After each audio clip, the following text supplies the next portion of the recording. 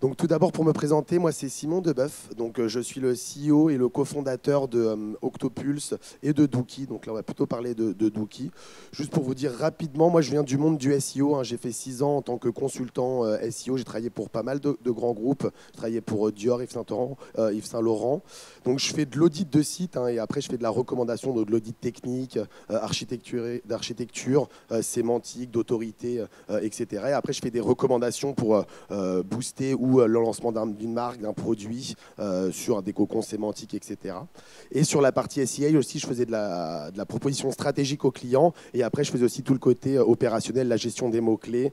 J'ai eu pas mal de grosses campagnes aux États-Unis ou en France pour des marques comme Bosch ou Speedy, ou dans le cosmétique pour Make Up Forever et pour Fresh. À mon retour des États-Unis, il y a un peu plus de 4 ans maintenant, j'ai lancé donc avec 3 associés Octopulse. Je vous en expliquerai un petit peu plus après, et Dookie. Mais l'objectif d'Octopulse et Dookie, c'est de vraiment rendre accessible le monde du référencement, que ce soit à des experts du SEO ou à des gens qui connaissent moins, en développant des outils qui sont finalement adaptés et évangélistes sur ce secteur. Donc ce soir, je vais vous parler donc on va parler de 5 parties. Premièrement, je vais vous présenter le média Nohoo qui a été créé par France TV. Dans une deuxième partie, je vais vous parler de la mise en place d'une stratégie SEO pour ce média. Comment on prépare une stratégie SEO, comment on la fait valoir à l'équipe produit, comment on arrive à finalement leur montrer l'importance du SEO pour un média. Dans une troisième partie, ça va être un petit peu plus technique. Je vais vous parler de l'audit qu'on a fait et qu'on a finalement optimisé pour finalement répondre aux attentes de Google. Voilà, quelles sont les clés de cet audit, comment fonctionne un audit, etc. Dans une quatrième partie, je vais vous focus un peu plus sur l'optimisation de contenu. Qu'est-ce qu'un cocon sémantique, comment travailler son contenu, comment rédiger du contenu, comment avoir une qualité de contenu, une récurrence de contenu. Il y a plusieurs règles qui existent aujourd'hui et je vais essayer de vous donner un petit peu toutes ces infos. Et dans une cinquième partie, je vais vous conclure sur l'importance de travailler son SEO, notamment quand on lance un média et qu'on cherche à avoir de la visibilité autre que par le paid. Donc tout d'abord, pour commencer, Nohoo, c'est un média qui se veut éco-responsable, qui se veut positif pour aider à transformer la planète. Il a été lancé par France Télévisions à la rentrée 2021 avec tout simplement un site internet et un compte Instagram. Sur Nohoo, on va souvent parler en fait du changement climatique, du déclin de la biodiversité. Il y a 3 grands piliers d'édition qui sont finalement s'informer, s'inspirer et se bouger. C'est un média qui se veut positif, hein. On sait souvent quand on parle de la planète, on va être plutôt négatif, ça va plutôt être des choses qui peuvent faire peur, etc. Non, Nohoo se veut plutôt optimiste en donnant des clés, en donnant des informations, en donnant des anecdotes, finalement en passant ça d'un côté plus positif pour en parler et que ça soit plutôt partagé. Donc c'est des boîtes à outils, ça va être montrer que finalement parler d'écologie c'est pas obligatoirement ennuyeux et ça peut être super intéressant et se rallier à beaucoup de secteurs, à beaucoup de thématiques, etc. Et il y a aussi pas mal d'interactions possibles avec les utilisateurs, avec ce média qui va permettre de répondre à des quiz, de se questionner soi-même, d'envoyer des quiz à ses amis, etc. Donc il y a plusieurs choses à faire sur le site.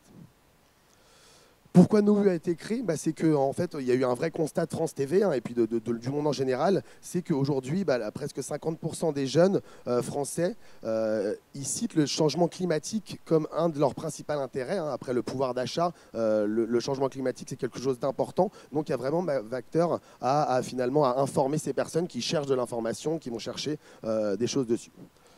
87% des citoyens estiment qu'il faut se mobiliser pour le climat, pour la planète. Et donc, c'est ce que Nohoo a essayé d'aider en les indiquant et en créant du contenu pour eux. Bien sûr, aussi, il y a ce côté qu'on est inquiet face à ce changement climatique.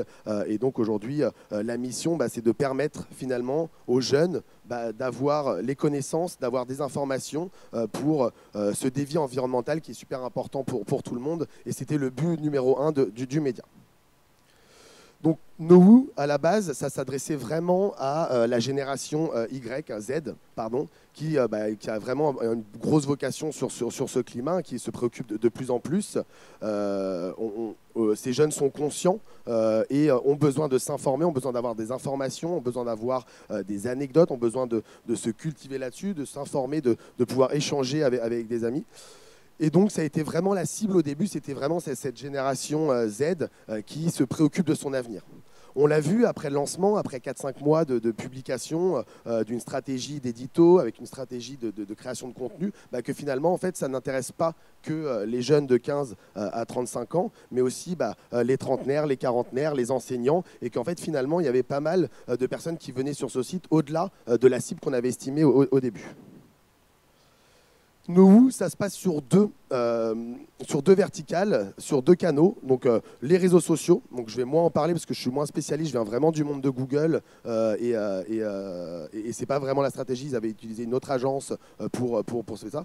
Et un site internet. Le site internet, c'est il va chercher en fait à vraiment donner de l'info, ressortir sur des requêtes qui sont en top trend, etc. Et donc c'est pour ça qu'ils ont vraiment réfléchi à faire une stratégie SEO et c'est ce qu'on va essayer de voir aujourd'hui. Quelques chiffres sur Nohoo, c'est 100K visites mensuelles, il y a 50K interactions, donc on voit que quand même il y a beaucoup de clics, hein. L'expérience utilisateur est plutôt bonne sur le site. Sur les réseaux sociaux, ça reste des chiffres aussi assez intéressants avec un intérêt là-dessus. On va se focus un peu plus sur le site. Une des grosses attentes de France TV, c'était finalement de créer et de concevoir un site éco-responsable avec assez peu d'émissions en effet de serre, assez peu de choses finalement qui pourraient polluer. Et donc pour ça, concrètement, ce qu'il voulait dire, c'est qu'il ne voulait pas de vidéo, par exemple, sur le site. Donc c'est compliqué pour créer un média sans vidéo. Non, pas de CRM, pas de tracking. Il ne voulait pas finalement qu'on ait des suivis de conversion ou des choses comme ça. Et plusieurs techniques, notamment sur l'optimisation, le lazy loading. Donc c'est un petit peu plus technique, mais c'est tout simplement optimiser les temps de performance et la performance du site. Avec aussi très peu de liens externes. Il voulait vraiment que ça soit focus sur le site. Donc la mise en place d'une stratégie de SEO pour le média. Lancer un média pour les jeunes est un challenge aujourd'hui. Hein. Il y a beaucoup de gens dans le média aujourd'hui, on le sait. C'est un univers qui est concurrentiel. Il est assez difficile de se faire une place dessus. Et donc, la cible, elle est surtout jeune et très volatile. Aujourd'hui, pour fidéliser sur un média, il faut vraiment le nourrir, que ce soit vraiment quelque chose qui soit assez puissant, etc. Donc, c'est assez compliqué. Les jeunes, ils s'informent aujourd'hui principalement sur les réseaux sociaux. Donc, quand ils nous ont parlé finalement d'une stratégie SEO, d'un site qu'ils devaient faire, on s'est dit c'est assez compliqué. Comment on va pouvoir finalement les faire venir sur un site alors qu'aujourd'hui, il y a tout sur TikTok, il y a tout sur Facebook, il y a tout sur Instagram. Et c'était un petit peu l'enjeu de la prestation et de ce qu'on a essayé de faire avec eux. Donc, le constat qu'on s'est fait, c'est que pour finalement développer le site, on allait bien sûr avoir accès et besoin de les canaux principaux de Google. Hein. Donc, on a fait une stratégie de paid sur lequel finalement on a mis des campagnes de SEA, du display et des campagnes de marketing et de notoriété, hein, du street marketing, de l'influence, etc. Et surtout, on avait aussi une stratégie organique parce qu'on voulait que ça soit finalement un média qui soit légitime dans le temps et que ce ne soit pas juste en one shot où on attire sur une thématique et derrière on n'a plus personne qui va suivre. Donc il y avait vraiment aussi un travail organique qu'on souhaitait mettre en place sur plutôt le long terme, etc. Donc pour ça, il y a eu des développements de partenariats hein, avec des médias qui ont communiqué dessus, encore une fois des influenceurs. Et bien sûr, la promotion du site via les réseaux sociaux, parce que l'objectif, c'était quand même que les gens aillent plus sur le site que les réseaux sociaux, mais qu'ils s'informent via les réseaux sociaux. Et donc pour ça, le SEO est devenu clé, et c'est là où on va essayer de parler tout de suite. Donc pour maximiser la visibilité du média, de Nohoo, tout simplement, il était nécessaire d'avoir une forte stratégie de référencement. Hein. La première chose, c'est qu'il a fallu convaincre finalement l'équipe produit. Parce qu'en fait, tout simplement, avoir une stratégie de SEO, c'est contraignant un petit peu. On doit utiliser des outils, on doit travailler son référencement différemment, on n'est pas libre d'écrire exactement ce qu'on veut, on doit parfois ajouter des mots-clés qu'on ne veut pas, etc. Donc là-dessus, la première chose que j'ai dû faire et qu'on a dû faire, c'est finalement, en effet, aller voir l'équipe produit et lui expliquer que derrière, ça sera bénéfique pour eux parce que le travail qu'ils vont faire, ça va être un travail pour le moyen et le long terme. Et donc ça, c'était vraiment la première chose, c'était de finalement convaincre cette équipe produit que le SEO, oui, il peut mettre un peu de temps à mettre en place, un petit peu plus de process, mais une fois qu'on l'a mis en place, une fois qu'on a développé ça, c'est quelque chose qui va être très bénéfique pour le média. Il a fallu prendre en compte les pain points de l'équipe vis-à-vis de la spécificité des rédacteurs. On sait que chaque journaliste aujourd'hui, ils aiment bien travailler comme ils travaillaient il y a 5 ans, comme ils travaillaient il y a 10 ans, sans finalement rajouter des nouveaux outils, sans rajouter des nouveaux process, etc. Donc il a fallu montrer que les process étaient là pour leur faire gagner du temps, pour leur faire gagner en visibilité et finalement leur faire gagner en notoriété et donc en trafic. Donc pour ça, on a dû bien sûr leur montrer qu'on allait avoir un accompagnement par un SEO spécialiste et c'est là-dessus où justement on a démarché. Donc ce qu'il faut savoir, c'est qu'avec une société comme France TV, qui est une grosse structure que tout le monde connaît, ils ont obligatoirement aussi la nécessité de bench les outils. Donc pour ça, nous, ils ont bench plusieurs outils qui sont comme Dookie, on connaît les CMJ, les Urtex Guru, etc. Et finalement, c'est après ce bench, ils ont aussi les 3 outils qui nous ont sélectionnés, nous, pour notre UX, et on va voir pour différentes solutions. Mais c'est après ce deuxième POC que finalement, on est vraiment parti sur la stratégie avec eux, et on a pu les accompagner tout le long de ce développement de ce média. Donc, le résultat sur le trafic du site a été assez vite visible. En l'espace de 5-6 mois, on a pris presque plus 100% de visiteurs uniques sur le site. Sur le canal organique, c'est plus de 200% qui a été augmenté. Et ça, je ne vous parle pas du brandé. Ça veut dire que toutes les statistiques que je vais vous sortir, c'est le non brandé. Donc, ce n'est pas des gens qui recherchent Knowoo, mais c'est sur des thématiques précises qu'on a voulu aller chercher. Donc, on allait chercher des positions sur ces requêtes-là. Donc là, on peut voir au début de la stratégie, donc sans Dookie, finalement, quand on ne les accompagnait pas et qu'on n'optimisait pas la rédaction de contenu, qu'on n'optimisait pas la stratégie qu'on avait mis en place, ça avait un petit peu du mal à décoller, ça grossissait tranquillement. Et au moment où on a vraiment mis en place la stratégie de cocon sémantique qu'on va voir par la suite, là, finalement, la rédaction optimisée en travaillant sur un mot-clé, une page, une annonce, etc., finalement, on a vu qu'il y a eu une belle montée de la croissance avec 15 fois plus de mots-clés organiques, toujours une fois non brandés, qui ont été indexés. 371 mots sur la première page et 42 mots en top 3. C'est vraiment la position qu'on va chercher sur nous les référenceurs parce qu'on sait aujourd'hui que les gens ils vont très peu en bas de page et encore moins en page 2 ou en page 3. Donc pour revenir sur l'audit de Knowoo, donc on a fait pour commencer la prestation, il a fallu faire en effet un audit SEO.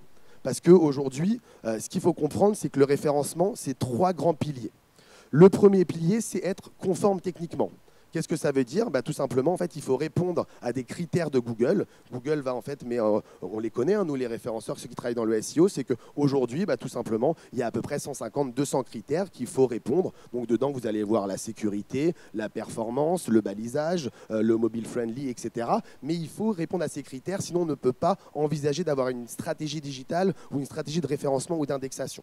Donc la première chose, ça a été donc, en effet de travailler sur le SEO technique, comprendre donc l'ensemble des améliorations pour d'améliorer l'exploration et l'indexation des robots Google par le site. Et ça, c'était vraiment la base. Et si vous lancez un média ou vous avez un média aujourd'hui ou même n'importe quelle entreprise, vous ne pouvez pas concevoir d'avoir une stratégie de référencement naturelle sans finalement travailler votre SEO technique et votre conformité technique. Pour vous imaginer un peu la chose, c'est la conformité technique, c'est tout simplement, par exemple, si vous avez les fondations de votre maison. Si vous n'avez pas de fondation de maison solide, en fait, vous ne pourrez pas avoir de deuxième étage, vous ne pourrez pas avoir de rooftop et vous ne pourrez pas avoir un jacuzzi sur le rooftop. C'est un peu la même chose avec la conformité technique. Si finalement vous ne répondez pas aux critères que Google nécessite, vous aurez du mal à avoir ce deuxième étage parce que sans fondation, votre maison elle va s'écraser. Et donc, c'est la base. Le deuxième pilier du référencement, on appelle ça le SEO off-page, c'est tout simplement l'autorité. L'autorité, qu'est-ce que c'est ? C'est le nombre de liens, de sources externes qui vont venir pointer vers votre site. Donc avec un site qui vient de France TV, Knowoo, lui il avait de la chance parce qu'il avait France TV qui lui envoyait des liens, Wikipédia, etc. Mais on a aussi dû travailler cette autorité pour finalement gonfler l'autorité, le trust flow qu'a Google, parce que sans trust flow, en fait on ne va pas pouvoir remonter là-dessus. Le troisième pilier, donc le SEO on-page, c'est le fait d'optimiser le contenu. Ça va représenter à peu près 40% de votre référencement. Et aujourd'hui, en effet, il a fallu travailler cette stratégie, il a fallu travailler le cocon sémantique, il a fallu travailler le calendrier éditorial, il a fallu former les journalistes à rédiger en étant SEO compliant pour en effet pouvoir remonter et avoir du trafic. Donc aujourd'hui, le contenu, il est roi, c'est 40% de votre référencement, entre 40 et 50% de votre référencement. Mais encore une fois, vous ne pouvez pas avoir une stratégie éditoriale, une stratégie de contenu sans avoir de conformité technique ou aucune autorité vis-à-vis de Google. Donc, ce qu'il faut savoir sur le SEO technique, sur la mise en conformité, c'est que le site, il était donc éco-conçu. Donc, en fait, on avait un minimum de ressources, donc ce qui est plutôt pas mal. Pourquoi? Parce que Google, ce qu'il veut, c'est que le site soit performant, il aille vite. Et si le site finalement est assez light, il va être assez rapide. Et donc, en fait, les gens vont avoir directement leur réponse. Et donc, ça, c'est Google, il va assez bien le privilégier.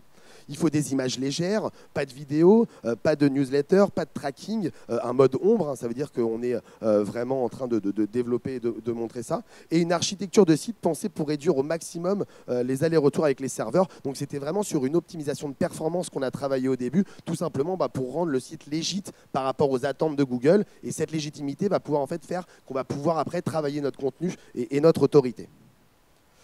Donc là, on a fait plusieurs choses qu'on a mis en place. On a mis en place le fait que le site soit dans un environnement sécurisé en HTTPS, que finalement le Google Strategy Insight ait des scores qui soient au-dessus de 90, donc que le site soit très performant en termes de vitesse. On a travaillé sur des sitemaps optimisés finalement pour que Google, on aide l'indexation et les robots Google, les logs de Google à venir analyser la page, etc. On a travaillé aussi sur une bonne pagination, très important l'architecture, d'où le sitemap. On va dire par exemple les pages les plus importantes vont être en profondeur 0 et 1, jusqu'à en fait envoyer les pages filles en profondeur 3 ou 4, parce que c'est les pages qui ont moins d'importance par rapport à Google, etc. Un bon usage des redirections 301, présence d'hreflang, Open Graph, etc. Mais voilà, il y a plusieurs critères qu'il fallait mettre en place, qu'on a finalement actionné pour pouvoir lancer notre stratégie. Et ça, c'est une base qu'il faut obligatoirement passer si on veut avoir du référencement. Au niveau du off-page, en effet, ce qui est intéressant, donc, comme je l'ai dit, c'est que Knowoo, il était très costaud en termes de liens. Pourquoi? Parce qu'il y a des liens qui vont venir de France TV Info, il y a des liens qui viennent directement de France TV, on va avoir des liens de l'Étudiant, de Libération. Donc il y avait un trust flow qui était assez haut. Donc là-dessus, on n'a finalement pas énormément travaillé parce que le site avait une belle autorité et donc une bonne confiance de Google. Mais un site web, une fois qu'on a finalement vu que le trust flow il était OK, que la conformité technique elle était présente, l'important c'était en effet de travailler sur son contenu. Parce qu'un site web sans contenu aujourd'hui, c'est pas un site web qui va pouvoir être indexé, c'est pas un site web qui va pouvoir être référencé. Et donc c'est là-dessus qu'on va focus un petit peu la suite de la présentation. Donc pour ça, l'intérêt de Knowoo, c'était d'avoir un outil qui permettait en fait à des gens aujourd'hui qui n'avaient pas des compétences, qui connaissaient le SEO en gros, mais qui finalement n'avaient pas travaillé dans le SEO avant, mais en fait avaient besoin d'un outil pour les aider et les accompagner à rédiger, à optimiser, à monitorer du contenu aujourd'hui qui finalement a une forte valeur ajoutée en termes de rédaction optimisée. Donc, il faut des articles bien écrits avec des paragraphes courts, du contenu textuel, des balises title qu'il va falloir travailler. On va travailler sur toute l'architecture H1, H2, H3, H4. On va aller travailler sur les balises title, les balises métadescription, une structure des balises propres et cohérentes, une longueur de texte adaptée. Ça veut dire qu'en fait, tout simplement, il faut regarder ce que font les concurrents en termes de longueur et faire à peu près 10 à 15% de plus si on veut finalement montrer à Google qu'on est plus relevant à être dans les top positions que nos concurrents, etc. Et donc, il y a aussi des URL optimisées parce que le référencement commence par les URL et donc c'est là-dessus qu'on a essayé de travailler. Donc, on l'a vu, aujourd'hui, Knowoo, en l'espace de 5-6 mois, on l'a positionné sur près de 10 874 mots-clés. En sachant qu'on l'a pris, il y en avait 200. Donc, l'objectif, c'était vraiment d'aller chercher beaucoup de mots-clés parce qu'il y avait beaucoup de thématiques et beaucoup de verticales là-dessus. Et en fait, finalement, on a réussi à choper 42 positions 3, 371 positions dans le top 10 et 1422 dans le top 20. Au début, le trafic de Knowoo, c'était 90% du branding à la fin en mars dernier. Et en effet, il n'y avait plus que 16% qui venaient finalement du branding. Et tout le reste, c'était avec la stratégie qu'on a mis en place. Là, vous pouvez voir le graphique sur Google Search Console du nombre de mots-clés indexés suite à cette stratégie et cette mise en place de la stratégie de rédaction. Donc, une fois qu'on a mis en conformité, qu'on a cette autorité et qu'on sait qu'il faut rédiger du contenu, il y a un petit peu le cercle vertueux et le triangle de la rédaction SEO. La base et la première chose qu'il faut travailler, c'est cette planification. La planification, ça va être la clé de votre stratégie. La planification, on va aller regarder quels sont les mots-clés qui nous intéressent, quelles sont les requêtes sur lesquelles il y a un volume de recherche qui est intéressant et que derrière, il y a un indice de concurrence qui n'est pas trop fort. Quelles sont finalement les questions sur lesquelles je vais devoir répondre pour faire monter finalement mon cocon sémantique, etc. Mais on va aller tout simplement planifier, définir les ICP, les personas, définir les thématiques, étudier les mots-clés pour finalement commencer notre stratégie. Deuxième chose dans la rédaction d'SEO, c'est il faut en effet rédiger. Qu'est-ce que ça veut dire? Il faut tout simplement réaliser un premier jet, relire, pas faire de faute d'orthographe, amener du contenu, etc. Ce qui va permettre après de pouvoir le travailler. Troisième chose, on va aller optimiser ce contenu qu'on a rédigé. Donc là-dessus, on va aller travailler sur le balisage, on va aller travailler sur l'architecture, on va aller regarder sur la récurrence des mots-clés, on va aller travailler sur la synonymie, on va aller travailler finalement sur tout ce qui englobe le contenu pour finalement optimiser ce mot-clé. Et la troisième roue du carrosse, c'est le monitoring. On ne peut pas finalement avoir une stratégie SEO sans conformité technique, on l'a vu, mais surtout sans monitoring, sans visibilité sur quelle position j'ai. Je suis positionné à quelle place sur ce mot-clé-là, sur cette requête-là. Est-ce que j'ai évolué positivement? Est-ce que j'ai évolué négativement? Sans monitoring, finalement, on navigue à vue et c'est comme si en fait, on travaillait dans des coups d'épée dans l'eau. Donc le monitoring aussi est très important et ça, c'est le cercle vertueux de la rédaction. Donc pour faire un focus sur le contenu, la première chose, l'étape finalement 0, c'est de comprendre les potentiels d'un mot-clé. Là-dessus, il suffit tout simplement de voir quels sont les mots-clés qui sont fortement recherchés, donc quels sont les mots-clés à forte volumétrie, qui peuvent me permettre donc d'avoir beaucoup de trafic si je me suis bien posé dessus. Quels sont les mots-clés qui sont finalement peu concurrentiels? En fait, obligatoirement, sur voiture occasion, ça va être très compliqué, alors que sur garage, spécialiste Peugeot Paris 14e, il y aura moins de concurrence et j'aurai beaucoup plus de chances de remonter. Et là-dessus, il faut regarder quelles sont les intentions de recherche, quels sont finalement les mots-clés longue traîne qui sont intéressants pour finalement les sélectionner et choisir et construire notre stratégie vis-à-vis de ces mots-clés potentiels. Pour identifier les mots-clés, il y a plusieurs outils qui existent. Il y a déjà Google Search Console, Google Trend, on peut faire appel à SEMrush, on peut faire appel à Ahrefs, etc. Nous, ce qu'on a voulu avec Dookie, c'est justement rassembler tous ces outils pour que finalement vous ayez tout en quelques secondes, finalement, quels sont les mots-clés, quelles sont les opportunités de mots-clés à aller chercher et à les gagner. Donc pour là-dessus, en fait, dans Dookie, on va analyser son positionnement existant, on va analyser vos concurrents, on va brainstormer sur les mots-clés, on va créer une liste finale de mots-clés sur lesquels on souhaite se positionner et ça va être la base de notre stratégie de référencement. Donc vous l'avez vu, sans Dookie, c'est plutôt en 2-3 heures qu'on peut aller chercher même sur un seul cocon sémantique quelles sont la liste des mots-clés, etc.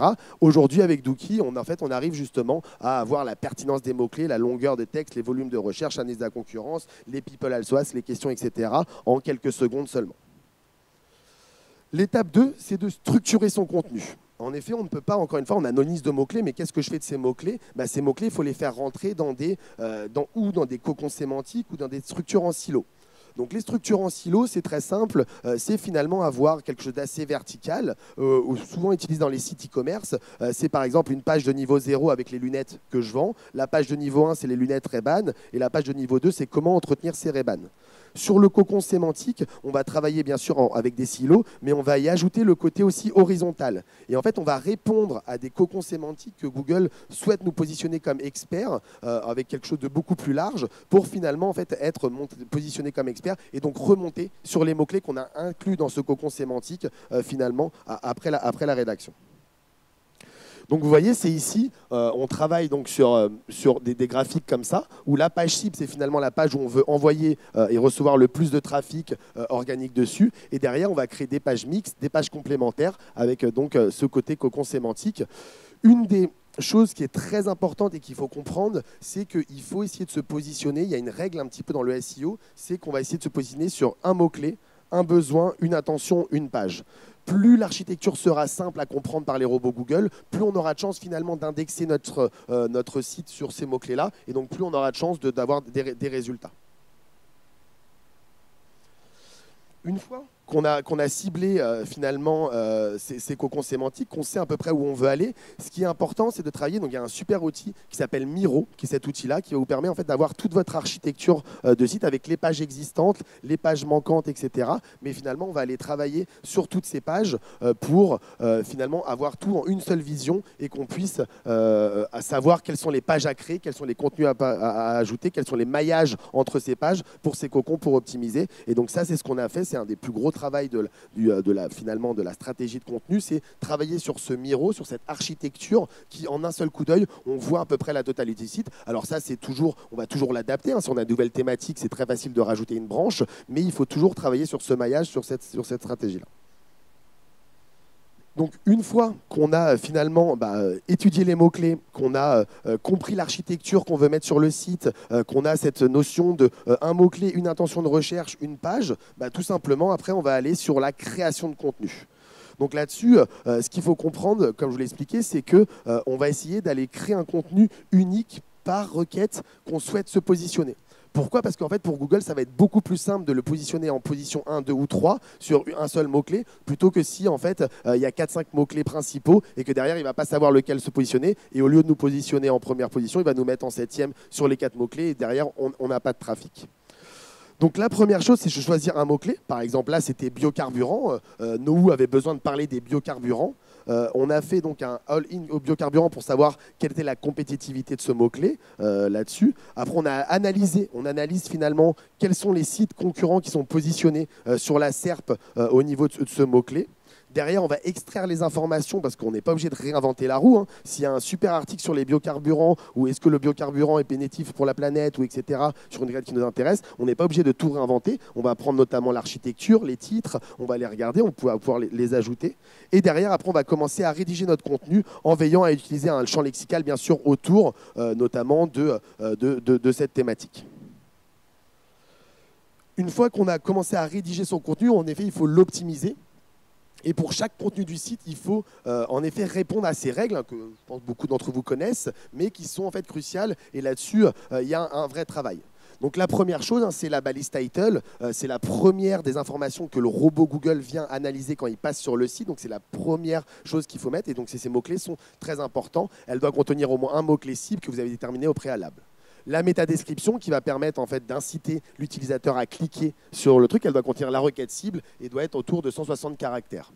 Enfin, très important aussi, l'architecture, le balisage, H1, H2, H3, H4. Il faut quasiment se dire que Google doit pouvoir comprendre l'intérêt de la page en lisant simplement les titres, donc notre architecture qu'on allait mettre en place. Et donc, un des exercices à faire, c'est finalement mettre avec quand on a son architecture de site, il faut que sur chacune des pages, finalement, on ait l'architecture qui soit présente et qu'on puisse finalement comprendre l'intérêt de la page grâce à cette architecture.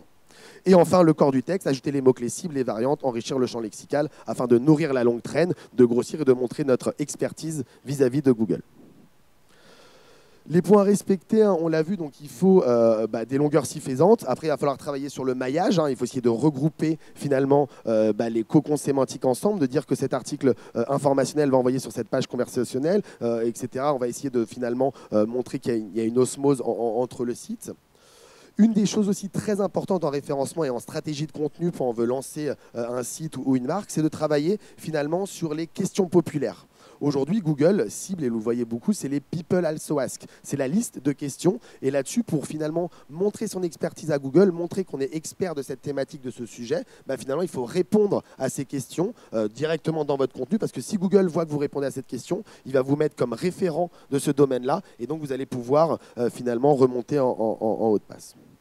Donc, pour ça, Dookie vous permet en fait en un seul clic, une fois que vous avez sélectionné votre mot-clé, de ressortir toutes ces informations. Vous allez pouvoir voir tous vos concurrents, voir l'architecture qu'ils ont fait, ou vous l'ajoutez directement, et aussi voir toutes les questions qu'il faut répondre, et donc donner finalement de l'inspiration, donner des idées aux rédacteurs qui vont en fait suivre après tout simplement la trend et l'architecture qu'ils ont mis en place. On l'a vu, donc on peut même créer des articles, on appelle ça des articles filles, directement sur CPA. Pourquoi? Parce qu'une page qui va répondre exactement à CPA, ça permet en fait à Google de positionner après le site en position 0. Vous savez, la petite question qu'on pose quand on tape une recherche et qui est directement il y a la réponse. Donc là-dessus, la technique, c'est tout simplement de reprendre sur une page unique finalement cette question, de la mettre en H1, de répondre de façon assez brève en 3-4 lignes à cette question et Google va vous positionner comme expert finalement de cette thématique. Donc regardez les recherches associées pour se positionner sur du nouveau contenu et bien sûr utilisez Dookie pour avoir toutes les PA en fonction des requêtes qui vous permettent ou d'agrémenter votre page mère ou finalement de créer des pages filles pour commencer à grossir votre cocon sémantique.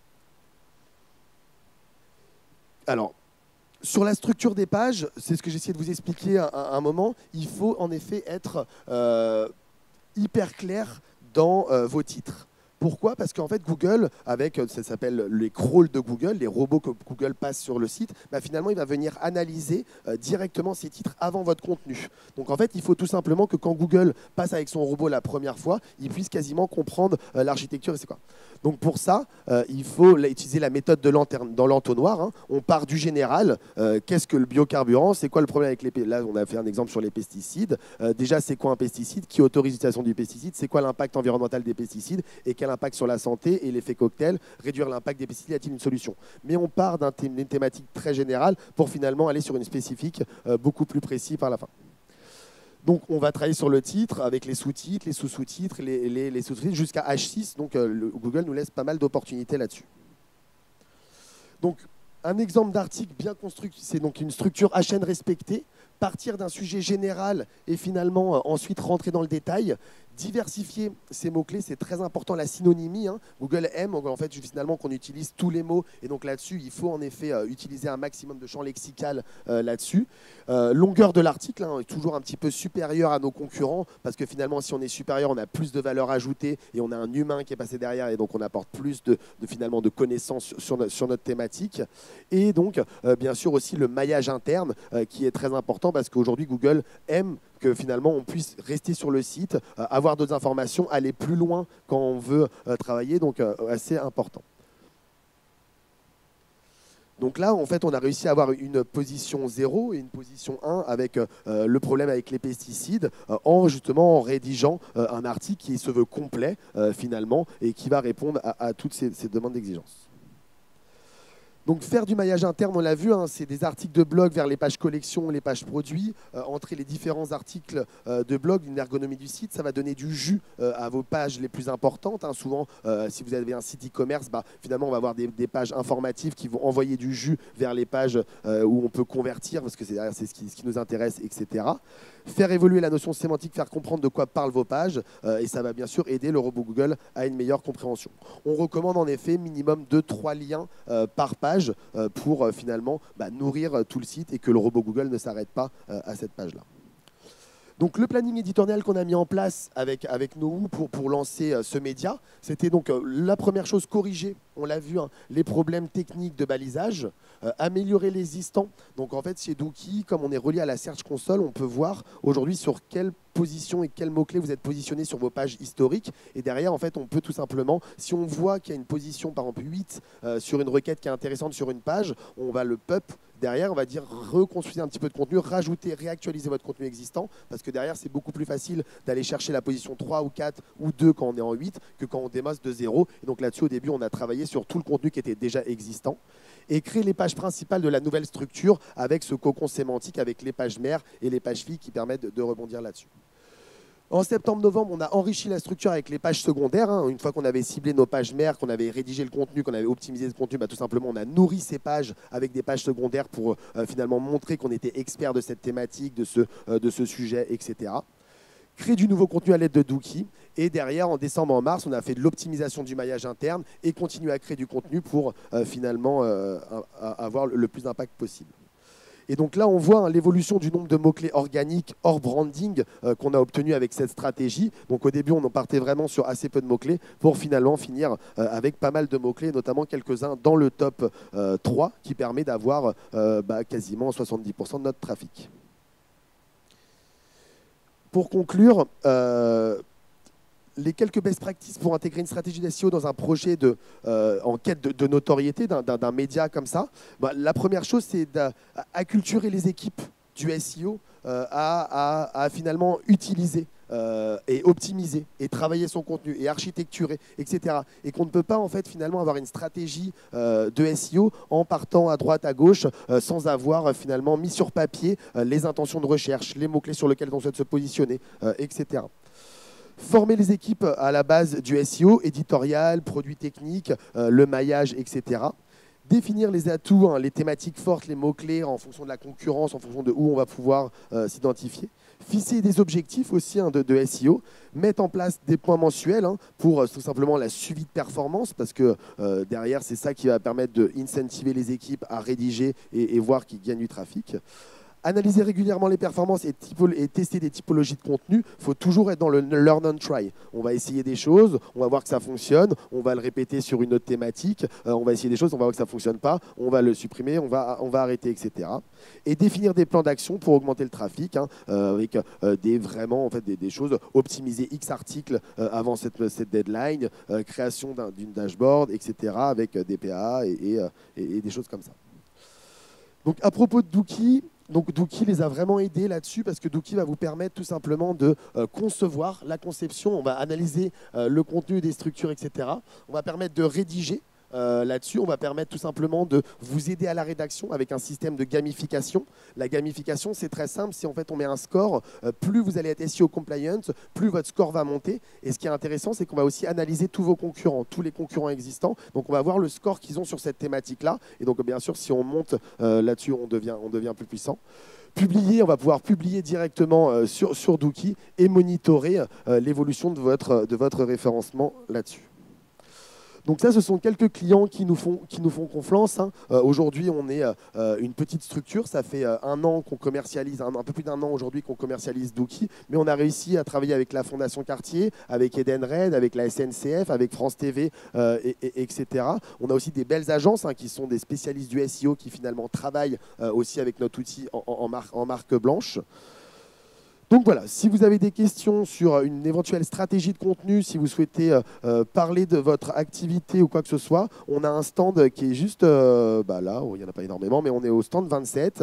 Et sinon, moi, je suis disponible ou ici ou sur le stand pour répondre à vos questions. Et si vous avez besoin et envie, notamment pour voir Miro, pour voir comment on a travaillé sur l'architecture, etc., de la présentation, n'hésitez pas à m'envoyer un petit mail. Je me ferai un plaisir de vous renvoyer la présentation.